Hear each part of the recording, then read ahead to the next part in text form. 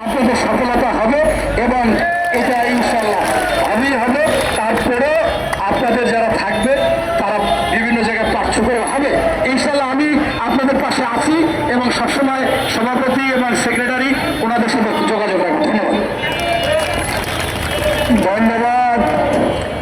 কৃতজ্ঞতা জানাচ্ছি বাংলাদেশ প্রতিবন্ধী বিদ্যালয় সমন্বয় পরিষদ কেন্দ্রীয় কমিটির পক্ষ থেকে আমাদের শ্রদ্ধা ডক্টর মুনিরুজ্জামান মুনির স্যারকে অত্যন্ত গুরুত্বপূর্ণ বক্তব্য রাখার জন্য। সম্মানিত সহযোদ্ধা ভাই ও বোনেরা, আমরা আমাদের সারা বাংলাদেশে আমাদের যে আর্তনাদের কথা পৌঁছে দিতে পেরেছি। আমরা আমাদেরকে অনলাইন ফ্রন্ট ইলেকট্রনিক্স মিডিয়ার সাংবাদিক বৃন্দ আমাদের কথা তুলে ধরছেন, তাদের প্রতি কৃতজ্ঞতা জানাচ্ছেন। আমরা শান্তিপূর্ণ কর্মসূচি আমাদের পুলিশ প্রশাসন আমাদেরকে সর্বাত্মক সহযোগিতা করছেন, তাদের প্রতি কৃতজ্ঞতা জানাচ্ছেন। আমাদেরকে বিএসবি এনএসআই গোয়েন্দা সংস্থার লোকজন আমাদেরকে সহযোগিতা করছেন, তাদের প্রতি কৃতজ্ঞতা জানাচ্ছেন। আমাদের শান্তিপূর্ণ কর্মসূচিতে বাংলাদেশের সকল জেলা উপজেলা থেকে যারা প্রতিষ্ঠাতা সভাপতি প্রধান শিক্ষক সহ যারা অংশগ্রহণ করেছেন, বাংলাদেশ প্রতিবন্ধী বিদ্যালয় সমন্বয় পরিষদের পক্ষ থেকে আপনাদেরকে কৃতজ্ঞতা জানাচ্ছেন। আমরা আমাদের এই দাবিটি এখন সকলের সহযোগিতায় আমরা গণদাবিতে পরিণত করতে পেরেছি। বন্ধুরা আমার, আপনাদের কাছে কি আমাদের আজকে যে বইটার প্রোগ্রাম রয়েছে লং মার্চ টু যমুনা, এই যমুনার পদযাত্রায় আপনাদের কাছে আমাদের যে মাথার বেসগুলো কি সকলের কাছে পৌঁছেছে কিনা, আমাদের যে লেখার প্লে কার্ডগুলো পৌঁছেছে কিনা, আমরা তো একজন নির্ভীষণ শেখাতে চাই যে আমাদের পেটে ভাত নাই কালিকায় তারা আছেন কিনা, আমাদের সাথে কাফনের কাপড় আছে কিনা, আমাদের লম্বা একটা আমাদের পতাকা থাকার কথা, দুই পাশে পতাকা থাকার কথা, সেটা আপনারা সংগ্রহ করতে পারছেন কিনা। অর্থাৎ আন্দোলনের সাথে সম্পৃক্ত যা যা করা টাকা দরকার, আমাদের এই আন্দোলন কোনো অধিকার আদায়ের শান্তিপূর্ণ আন্দোলন, এর বাইরে আমাদের কোনো উদ্দেশ্য চিন্তা নেই। সুতরাং যদি আমাদের সরকার বাহাদুর আমাদের অধিকার প্রতিষ্ঠা করে দেয়, আমরা তাদেরকে ধন্যবাদ কৃতজ্ঞতা ফুলের মালা দিয়ে আমরা প্রত্যেকে স্বস্থানে প্রত্যেকে বাড়ি ফিরে যাব। এটাই এখন 1টা বাজে, আরো 1 ঘন্টা বাকি আছে।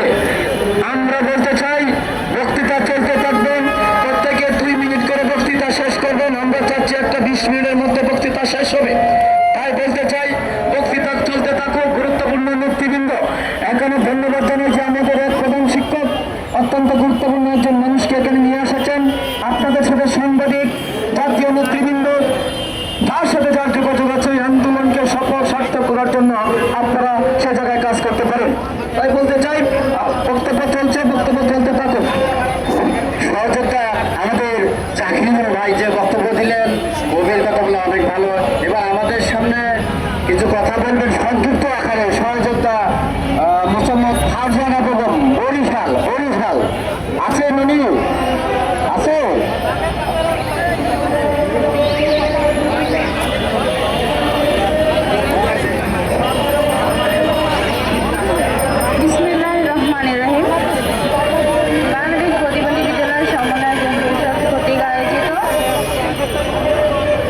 বাংলাদেশ প্রতিবন্ধী বিদ্যালয়গুলো এমপিও স্বীকৃতির দাবিতে অবস্থান কর্মসূচির আজ 9ম দিনে আমরা অবস্থান করতেছি। আজ 9 দিন যাবৎ আমরা সকল জেলার শিক্ষক শিক্ষিকারা এই প্রেস ক্লাবের সামনে অবস্থান করছি আমাদের প্রাণের দাবি নিয়ে।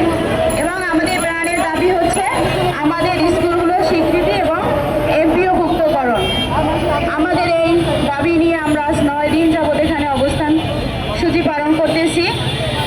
আমাদের দাবিগুলো এখন পর্যন্ত আমাদের উপদেষ্টাগণ কিছুই বলছেন না। কালকে আমরা সচিবালয় ঘেরাও করেছি, আজকে লং মার্চ টু যমুনায় যাওয়ার প্রোগ্রাম চলতেছে। আমরা দুপুর 2টায় লং মার্চ টু যমুনায় যাব আমাদের এই দাবি আদায়ের জন্য। আমরা শিক্ষকরা আর কত কষ্ট করলে তারা বুঝবে যে আমাদের স্কুলগুলো এমপিওর দরকার। আর কত কষ্ট করলে আমরা এ পর্যন্ত 5টি আন্দোলন শেষ করেছি, এবার 23তম আন্দোলনে আমরা আবার আজ 9 দিন অতিবাহিত করছি। আর কত কষ্ট করবো, আর কতদিন এভাবে এখানে পড়ে থাকবো? একটু বলবেন আপনারা যে আর কতদিন এখানে পড়ে থাকবো, তাহলে আপনারা বুঝবেন আমাদের কষ্টগুলো। 1 মাস সবার বেতন বন্ধ করা হোক, দেখি আপনারা কিভাবে চলতে পারেন। আর আমরা আজ কতটা বছর যাবৎ বিনা বেতনে এই স্কুল প্রতিষ্ঠান পরিচালনা করে আসছি। আমাদের বেতনের দরকার নেই, আমাদের সংসার নেই, আমাদের বাচ্চা নেই, আমরা কিভাবে চলছি একটু বোঝেন না আপনারা? কিভাবে আমাদের সংসারগুলো আমরা পালন করছি? আপনারা কি জানেন না যে বর্তমান দ্রব্যমূল্যের চেয়ে তাতে আমরা এই শিক্ষকরা এতটা বছর বিনা বেতনে এই স্কুলগুলো পরিচালনা করে আসছি, প্রতিবন্ধী বাচ্চাদের নিয়ে কাজ করে আসছি। যে বাচ্চারা এই দেশে অবহেলিত, প্রতিবন্ধী বাচ্চারা তাদের পরিবারে অবহেলিত, সেই বাচ্চাদের নিয়ে এসে আমরা আমাদের স্কুলে পড়াশোনা করাই, ওদেরকে মানুষ করার চেষ্টা করি। ওরা তো এই দেশের সম্পদ, ওরা জাতির ভবিষ্যৎ, ওরা এই জাতি গড়ার কারিগর।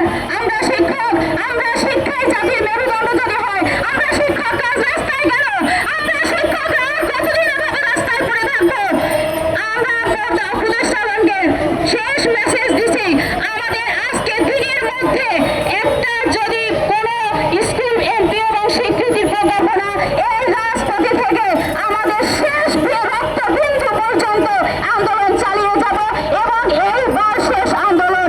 এই আন্দোলনে আমরা আমাদের দাবি আদায় করেই এখান থেকে ফিরবো। আমরা আমরা এই ঢাকা প্রেস ক্লাবের সামনে আন্দোলন নিয়ে আসবো না।